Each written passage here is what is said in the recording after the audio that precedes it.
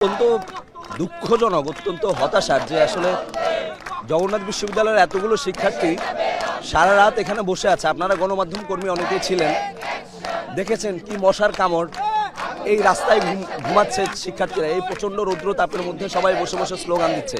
আমাদের এখন ক্লাসরুমে থাকার কথা, পরীক্ষা দেওয়ার কথা, অনেকের সেমিস্টার ফাইনাল পরীক্ষা চলছে, পড়াশোনা চলছে, আর এই ইন্টারিম একটা নাটক করছে। যখন ইন্টারিমের সেই কিংস পার্টি অর্থাৎ এই যে হাসনাত, সার্জিস, নাহিদ, এরা কাদের ম্যান্ডেটে আজকে এত বিশেষ ছাত্র হয়েছে বলেন তো ভাই? এই জগন্নাথের শিক্ষার্থীরা জুলাই বিপ্লবের অন্যতম অনুষঙ্গ ছিল, অন্যতম ম্যান্ডেট ছিল।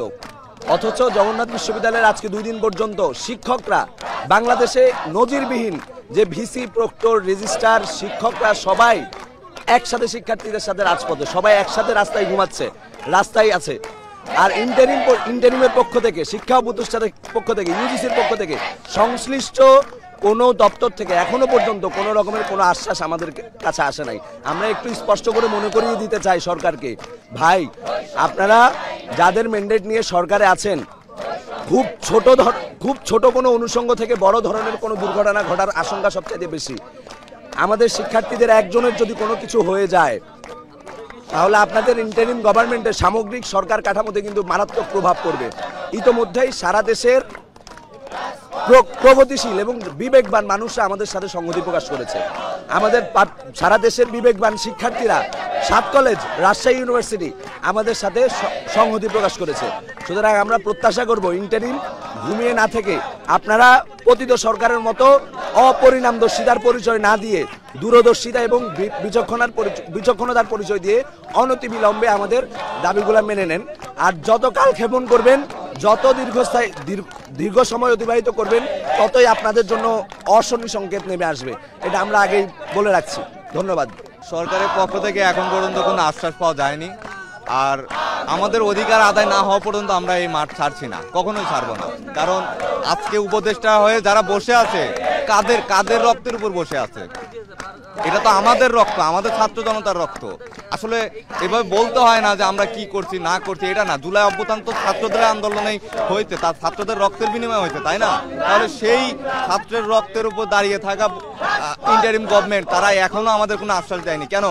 এটা তো এমনও না যে কোনো মানে